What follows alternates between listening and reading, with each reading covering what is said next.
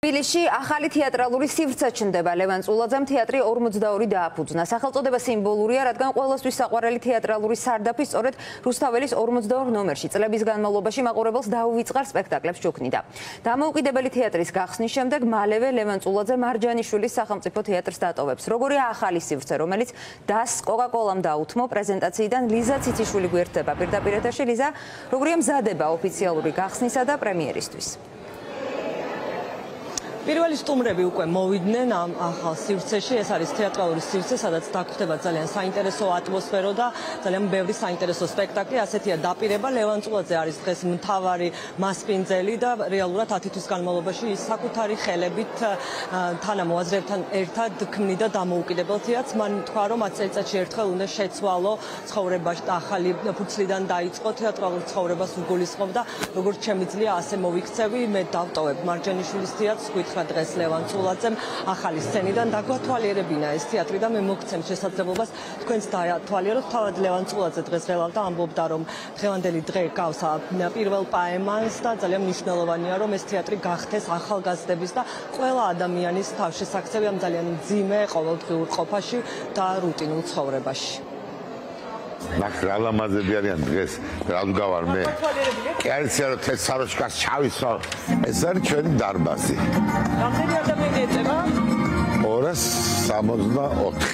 ეს ფერი მე შევარჩიე, ეს კამები.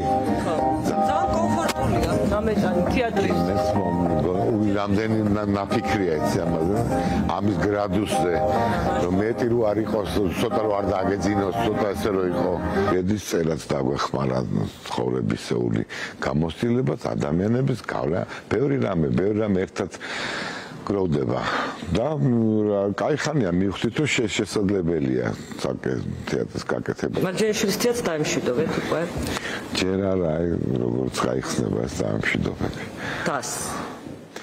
დას არ დაამშვიდობები, იმიტომ რომ მე დაამშვიდობები უფრო მართლობას თეატრისას დას არსად არ დავიკარგებით. ვიფიქრებ ჩემს წასულ მეგობრებზე, პლეხანოელებზე, რომელიც ერთად ვოცნებობდით, ეს დღეები მახსენდება ეს სულ.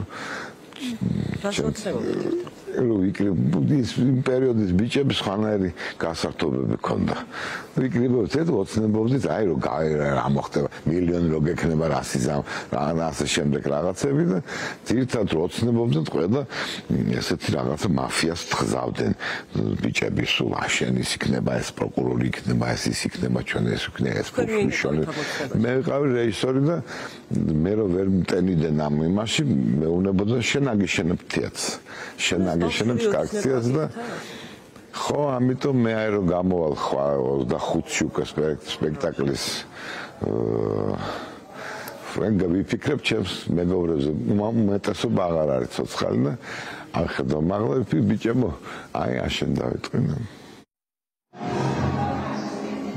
თქვენ ნახეთ, როგორი სენტიმენტალური იყო ლევან წულაძე დღეს, ამ პრემიერის დღეს, როცა ის პირველ სტუმრებს ღებულობს. ყველა ბილეთი გაყიდულია, იღბალი არასოდეს ღალატობდა და აპლოდისმენტებით აჯილდოებდნენ. ყველა თეატრში ძალიან გრძელი თეატრალური ცხოვრება აქვს, რომელიც გრძელდება საბედნიეროდ და როგორც ჩანს, აქაც არასოდეს არ იქნება ბილეთები და ეს არის მისი აზრით ერთგვარი იღბალი. პირველი პრემიერა შედგება 25 სექტემბერს, ითამაშებენ ახალ სცენაზე ოტელოს.